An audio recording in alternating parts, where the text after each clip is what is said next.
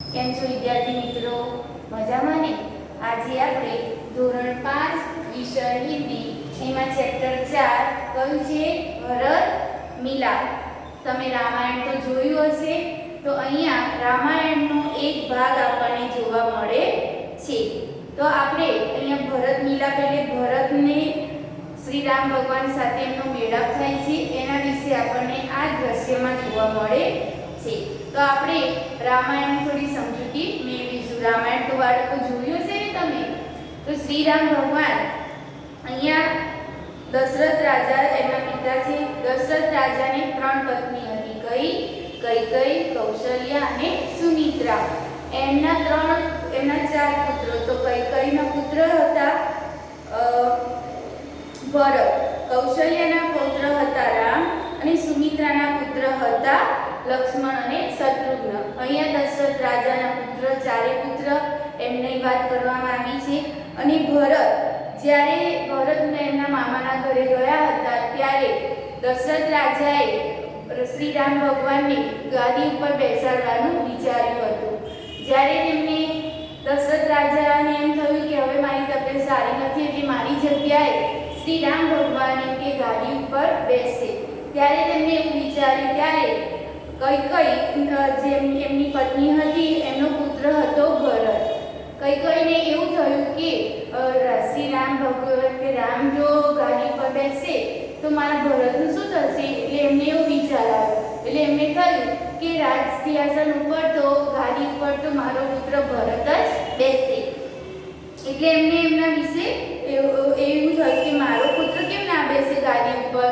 તો એમને રાજા દશરથની વાત કરી. તો રાજા દશરથે કહ્યું કે રામ સૌથી કે મોટા છે, તે એમ કે બુદ્ધિશાળી અને છે વ્યક્તિ, એટલે કે એમને જ ગાદી પર બેસાડીશું.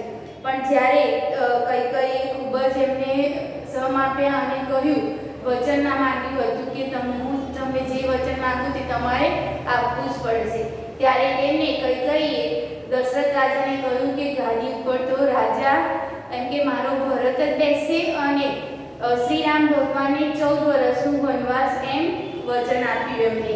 અને એમને દશરથ રાજાએ ખૂબ જ દુઃખી અવાજમાં કહ્યું કે રાજા રામ જ્યારે ગાદી પર બેસવાના હતા આગલા દિવસે બીજા દિવસે તેમને રાજાને 14 વર્ષનો વનવાસ કરવો પડે છે. તો અહીંયા ભરત એમના મામાના ઘરે જાય છે એટલે ભરતને એમ થાય છે કે એમ કે આવું કેમ બન્યું? સૌથી મોટા આપણા રામ ભાઈ છે એ જેમ કે ગાદી ઉપર બેસવા જોઈએ.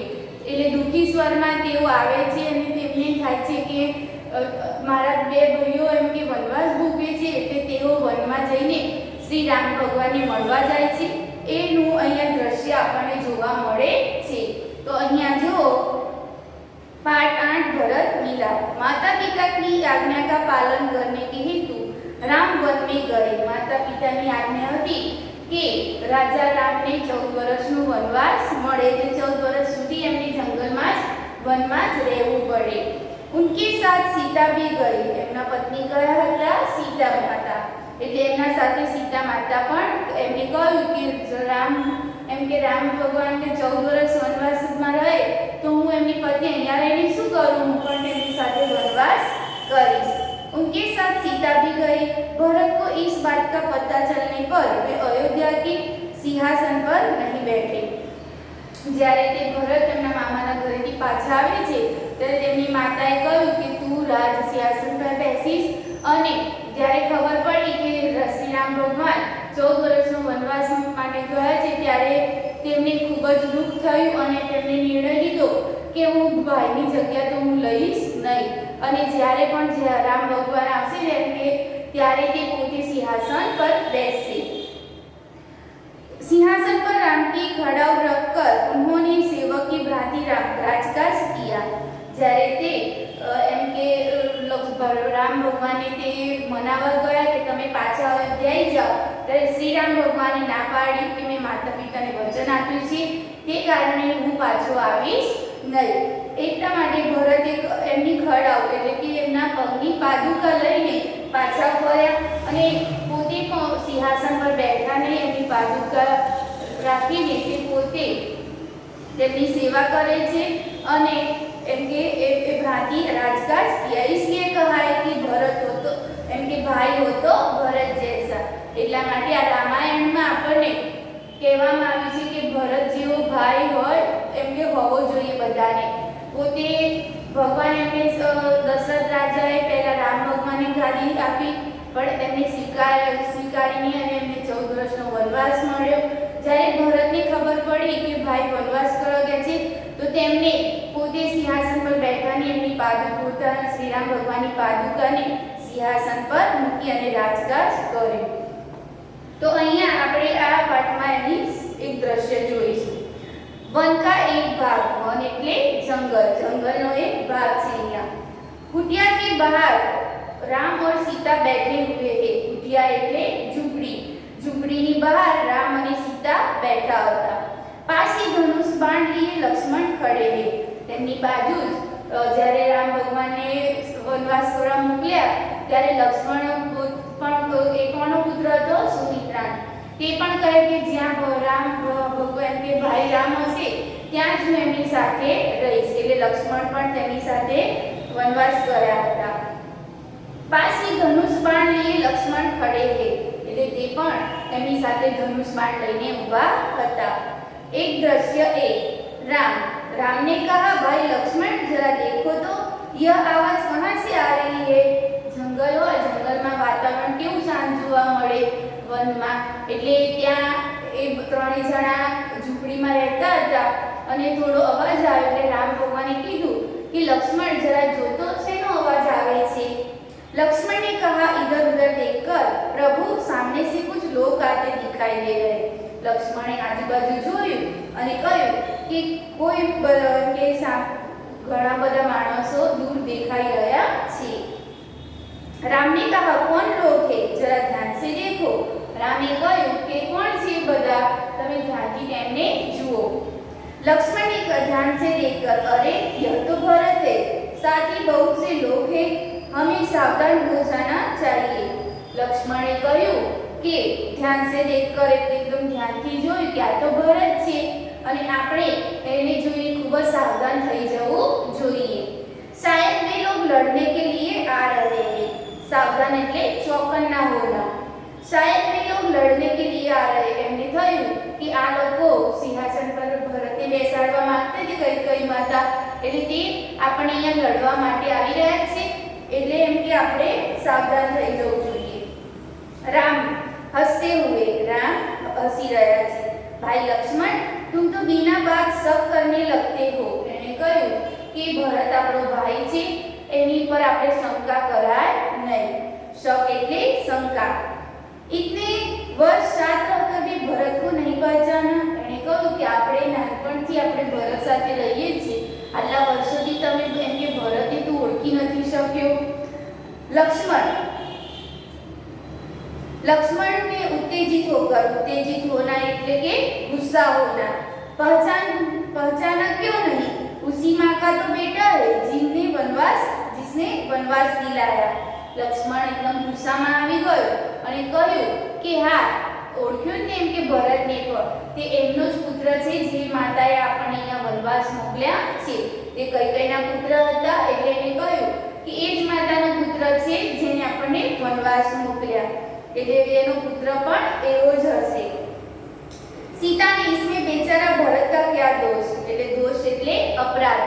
सीता माताએ કહ્યું કે ભરત તો અહીંયા હતા પણ નહીં અને આપણને વનવાસ મળ્યું છે એટલે એને કહ્યું કે એમાં ભરતનો શું દોષ છે.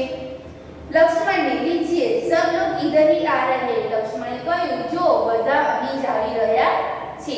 હવે દ્રશ્ય બીજું તમે જુઓ ચોપડીમાં, તમારી ચોપડીમાં તમને બીજું દ્રશ્ય જોવા મળે છે. એમાં રામ અને ભરત બંને એકબીજાને ભેટી રહ્યા છે. તો જુઓ અહીંયા અને પાછળ लक्ष्मण અને सीता જોવા મળે છે.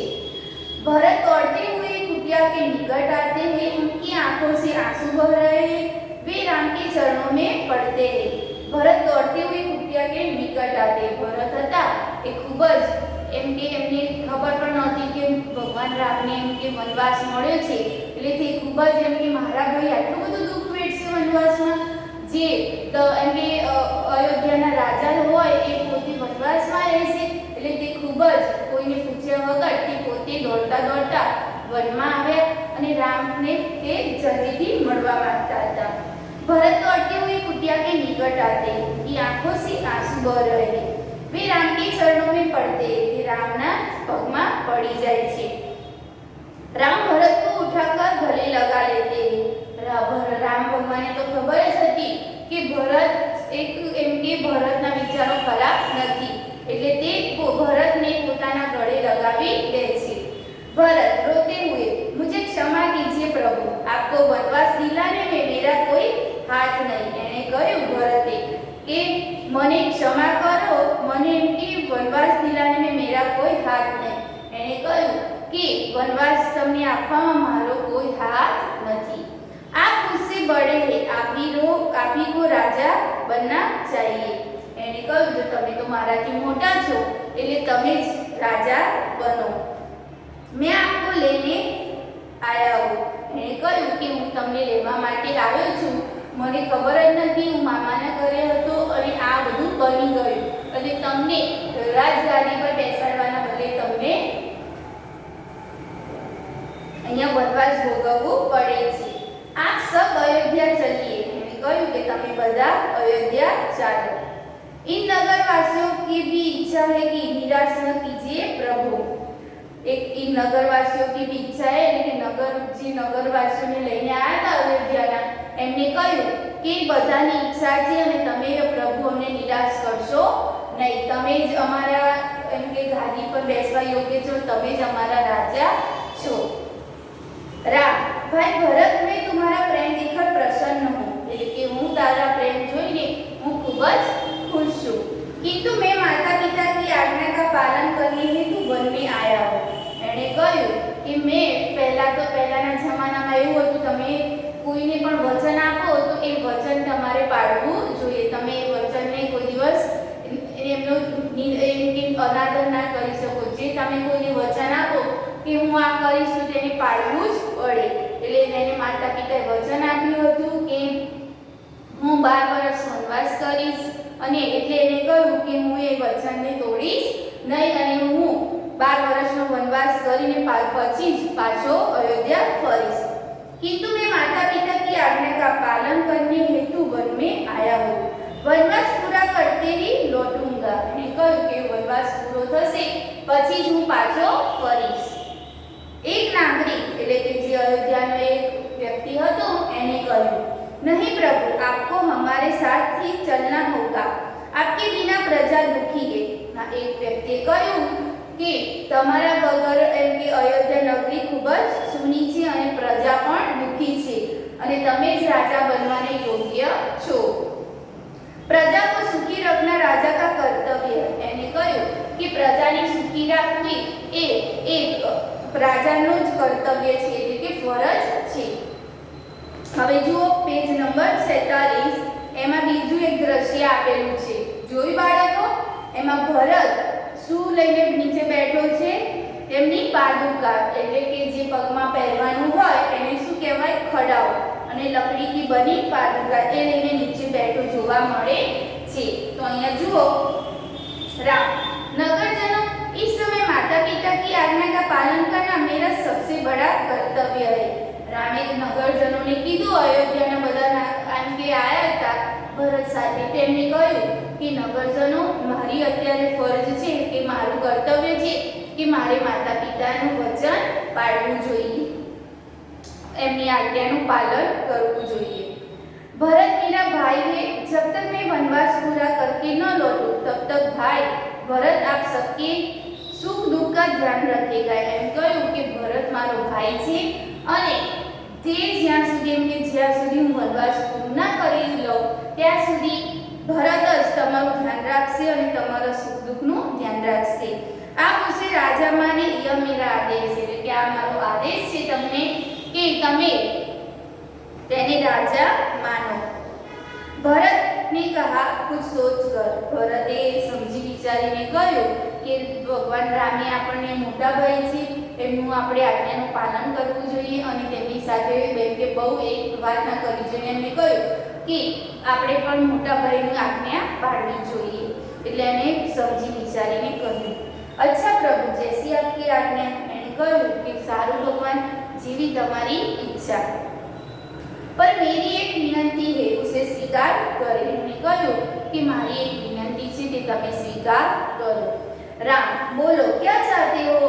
રામે કહ્યું ભરતને કે તું શું એમ કે ચાહે છે, તારે શું જોઈએ છે. તો બીજું દ્રશ્ય જોઈને બાળકો તમે, પાછળ નગરજનો છે, ત્યાં સીતા અને લક્ષ્મણ તેમની પાછળ બેઠા છે, શ્રી રામ ભગવાન અને ભરત તેમની પાદુકા લઈને ભરત નીચે બેઠો છે. भरत ने कहा, मुझे आप अपने पांव की खड़ाव दे दे. भरते શું કહ્યું કે મને તમારા પગની એમ કે જે પાદુકા છે લાકડીની બનેલી હોય, કેવી, જો તમને જોવા મળશે ચિત્રમાં, એવું તો તમે ક્યાંય મંદિરોમાં એમાં જોયું હશે, તો એને શું કહેવાય, લાકડીની બનેલી પાદુકા, લકડીથી બનેલી.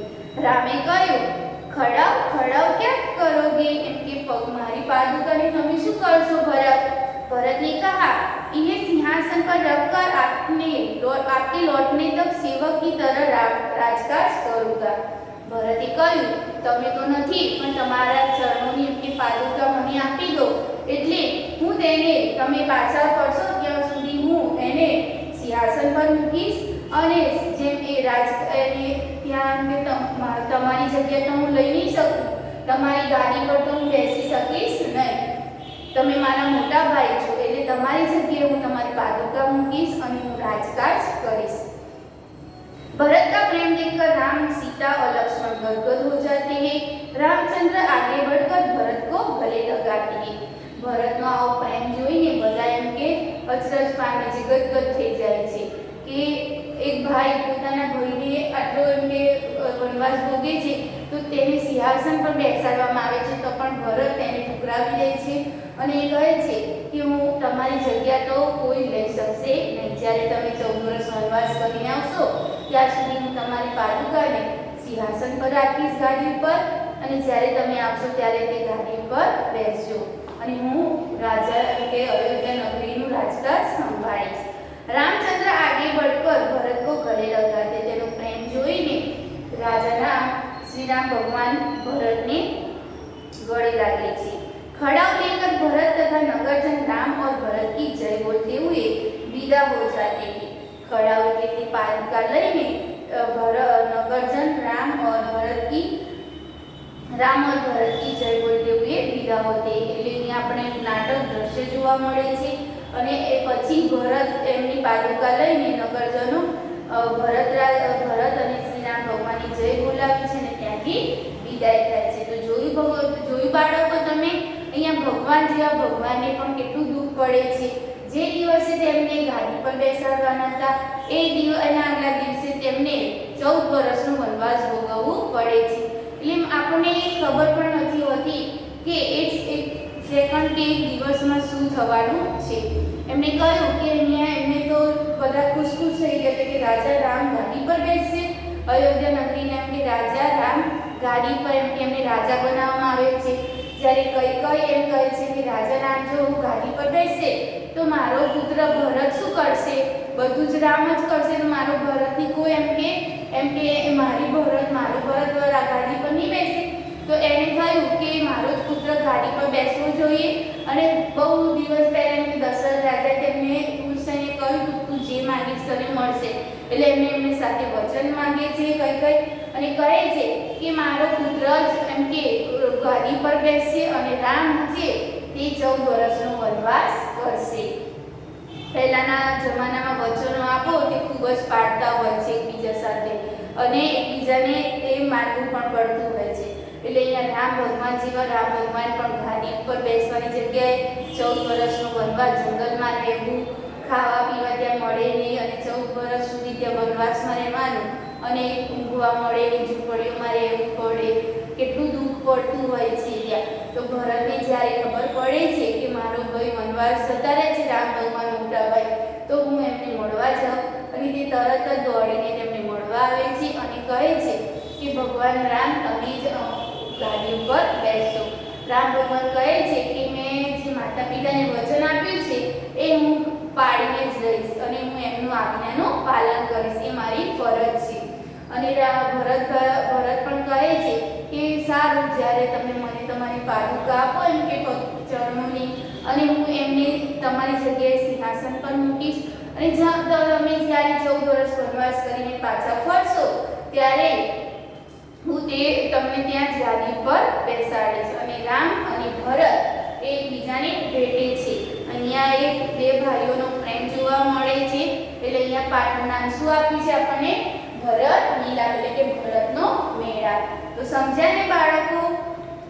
હવે જુઓ શબ્દાર્થ. તો શબ્દાર્થમાં છે કુટિયા, કુટિયા એટલે ઝૂંપડી, શાયદ, શાયદ એટલે કદાચિત, શક તો શંકા, નિકટ તો નજદીક, ચરણ તો પેર, દોષ તો અપરાધ, દોષ એટલે શું થશે? અપરાધ, કર્તવ્ય તો ફરજ, આદેશ તો હુકમ, આજ્ઞા, ખડાવ એટલે કે લકડીથી બની પાદુકા, એટલે લાકડાની બનેલી પાદુકા. તો હવે આપણે અભ્યાસ જોઈશું. તો જુઓ ચોપડીમાં તમે પ્રશ્ન 1. તો જો તમારે બાળકો સ્વાપોથી પણ તમારે સાથેની સાથે પૂરવાની રહેશે, એટલે તમારે સ્વાપોથીમાં પણ લખવાનું જોડે છે. એટલે અહીંયા તમારે સ્વાપોથીમાં પેજ નંબર 51 થી તમારે 55 સુધી પેજ 3 લખવાનું. આગળના પણ જે બાળકોને સ્વાપોથીમાં આગળના જે ચેપ્ટર 1 થી 7 પાઠ હતા એ પણ તમારે લખવાના રહેશે. એટલે અહીંયા જુઓ અભ્યાસમાં પ્રશ્ન 1 ચોપડીમાં જુઓ અભ્યાસ. भरत को आते हुए देखकर लक्ष्मण को क्या शंका हुई?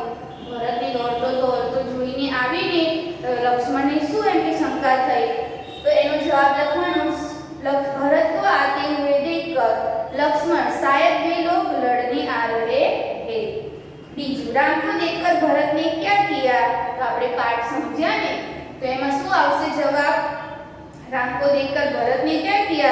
तो राम के चरणों में गिर पड़े. એમણે શું કર્યું? તો એમના ચરણોમાં એટલે પગે પડી ગયા. और उनसे क्षमा मांगी, અને તેમની પાસે માફી માંગી. ત્રીજો પ્રશ્ન, राम अपना वनवास क्यों पूरा करना चाहते हैं? तो શું આવશે? पालन करने के लिए. एम के राम अपना वनवास क्यों पूरा करना चाहते थे? तो राम अपने माता पिता की आज्ञा का पालन करने के लिए अपना वनवास पूरा करना चाहते थे. તેમની માતા પિતાએ વચન જે આપ્યું હતું તે પ્રમાણે તે 14 વર્ષનો વનવાસ કરી રહ્યા હતા. राम ने नगरजनों से क्या कहा? तो रामे नगरवासियों ने, જે અયોધ્યાના નગરવાસીઓ હતા એમને શું કહ્યું? तो जब तक मैं वनवास पूरा करके न लौटूं तब तक आप भरत को आप अपना राजा माने, यह मेरा आदेश है. એમણે કહ્યું કે જ્યાં સુધી હું વનવાસ કરીને પાછો ના ફરું ત્યાં સુધી તમારે ભરતને જ રાજા માનવાનો છે. આ મારો આદેશ છે. પ્રશ્ન 5, ભરત की जगह आप होते तो क्या करते? એમ કે ભરતની જગ્યાએ તમે હો તો તમે શું કરશો? તો અહીંયા લખવાનું કે ભરતની आप એમ કે એના જેવો ભાઈ હોય ભરત જેવો તો તમે એમ કે શું કરશો? तो राम को लेकर ही अयोध्या लौटता, किसी भी प्रकार से राम का अयोध्या लौटने के लिए सहमत करता, અને राम को लिए बिना वापस नहीं आता, उनकी सेवा करता. એમ કે હું રામ જેવા હોય તો ભરત જેવો ગયો તો હું રામને પાછા લઈને જાઉં. હવે જુઓ પ્રશ્ન 2, 3 લખવાનું નથી તમારે. હવે સ્વાધ્યાય જુઓ. प्रश्न 1 के उत्तर दीजिए. राम सीता और लक्ष्मण कहाँ गए? तो राम सीता ने लक्ष्मण क्या गया था? तो राम सीता और लक्ष्मण वन में गए हैं. 2, राम ने नगरजनों को क्या समझाया? श्री राम भगवान ने नगरजनों ने શું समझाया? तो राम ने नगरजनों को समझाया कि जब तक मैं वनवास पूरा करके न लौटूं तब तक भरत आपके सुख दुख का ध्यान रखिएगा और आप उसे राजा माने. राम ने भरत को क्या दिया? राम ने भरत ने શું આપ્યું? બાળકો આપણે સમજી ગયા ને પાઠમાં. તો જ્યારે ભરતે કહ્યું કે તમે ના આવો તો કે કંઈ નહીં પણ તમારા ચરણોની પાદુકા મને આપો, તો રામને ભરત को ખડાવું એટલે કે તેમની પાદુકા આપી. भरत ने खड़ाव लेकर क्या करने का सोचा? तो भरत ने खड़ाव लेकर राजकाज करने का सोचा. आप अपने भाई के साथ कैसा बर्ताव करते हैं? આપણે આપણો મોટો ભાઈ હોય તો આપણે એના સાથે કેવું વર્તન કરીએ? તો અહીંયા એનો જવાબ લખવાનો રહેશે कि मैं मेरे भाई से प्यार के साथ उनकी सेवा करूँगा। वो कहीं बीमार हो तो मैं उसकी सेवा करूँगा और भाई की मदद करना चाहूँगा। હવે પ્રશ્ન 2 જુઓ, નીચે दिए गए वाक्यों में मैं लगाकर वाक्य पूरा कीजिए। यहाँ खाली जगह આપી છે એમાં તમારે લખવાનું રહેશે। रोटी को देख बिल्ली के मुंह में पानी आ गया, मैं तुझे रोटी ले जाने दूंगी। અહીંયા મને એક માત્ર પણ આવે છે અને મને બે માત્ર પણ આવશે। અહીંયા મને બે માત્ર कहती हूँ कि यह रोटी मेरी है। दोनों बिल्लियों में झगड़ा हो गया, रोटी लेने पहले मैं जमती थी। હવે પ્રશ્ન 3 જુઓ, जल थल और पेड़ों पर रहने वाले पशु पक्षियों के नाम। तो जल में रहने वाले पशु पक्षियों के नाम लिखने के। तो कया पशु आवશે? बतख, मछली, मगर, केकड़ा, कछुआ। थल पर रहने वाले तो शेर, भालू, खरगोश, कुत्ता અને गधा। पेड़ पर रहने वाले तो बंदर, उल्लू, गिलहरी, बया અને ગીધ। તો અહીંયા આપણું સ્વાધ્યાય અહીંયા પૂરું થાય છે। તો તમે જોઈ બાળકો, આપણે અહીંયા પાઠ 8 ચાલ્યો, એના શબ્દાર્થ તમારે લખવાના રહેશે અને અભ્યાસનો પ્રશ્ન 1 અને સ્વાધ્યાયમાં પ્રશ્ન 1, 2 અને 3 લખવાના રહેશે તમારી નોટબુકમાં। હવે સ્વાપોથીમાં જોઈ લો, તમારે 1 થી 8 પાઠ તમારે સ્વાપોથીમાં પૂરા કરવાના રહેશે અને 8મો પાઠ જુઓ, તમારી સ્વાપોથી ખોલીને બેસો બાળકો। તો પહેલું છે પ્રશ્નો કે ઉત્તર। તો પ્રશ્નોના ઉત્તર આપણે સ્વાધ્યાયમાં જોઈ ગયા। એ સ્વાધ્યાયના પ્રશ્નો તમારે તેમાં લખવાના રહેશે। प्रश्न 2, निम्नलिखित शब्दों को ऊंची आवाज में पढ़िए और लिखिए। तो एना जेवुं ज तमारे शब्दों लखवाना रहेशे। प्रश्न 3, निम्नलिखित मुहावरे के अर्थ लिखकर वाक्यों में प्रयोग कीजिए। तो अहींया मुहावरा आप्या छे, ए परीक्षामां पूछाय छे ने बाळको के मुहावरानो अर्थ आपो અને તેને વાક્યમાં પ્રયોગ કરો। તો અહીંયા લખ્યું છે કે સાવધાન હો જાના, તો ચોકન્ના હો જાના। સાવધાન હો જાના તો શું આવશે? ચોકન્ના હોના। वाक्य बनावानो कि शेर की दहाड़ सुनकर सभी प्राणी सावधान हो जाते थे। उत्तेजित होना तो शू आवशे? गुस्सा होना। अहींया वाक्य बनावानो बेटे के झूठ बोलने पर पिताजी उत्तेजित हो गए। 3 छे गले लगाना। तो गले लगाना नो अर्थ शू थशे? प्यार से मिलना। अने वाक्य थशे कई दिनों के बाद बेटे को मां ने गले लगाया। 4 छे गदगद होना। तो शू आवशे? प्रफुल्लित होना, आनंदित होना। भरत का प्रेम देखकर राम, सीता और लक्ष्मण गदगद हो गए। हवे छे प्रश्न 4, निम्नलिखित प्रश्नों के उत्तर लिखिए। राम, सीता और लक्ष्मण कहाँ गए थे? तो राम, लक्ष्मण और सीता वन में गए थे।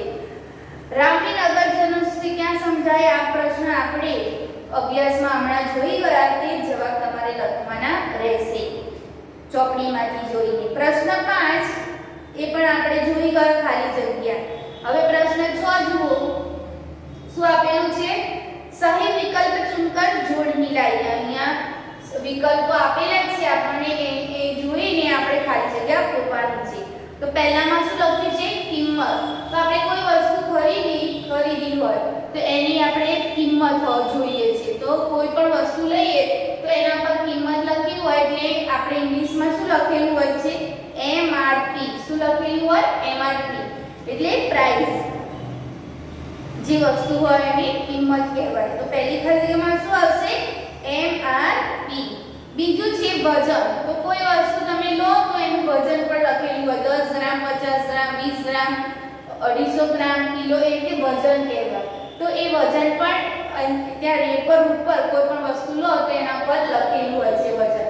તો એનો ઇંગ્લિશ શબ્દ શું થશે? વેઇટ। શું થશે? WEIGHT weight. વેઇટ એટલે વજન।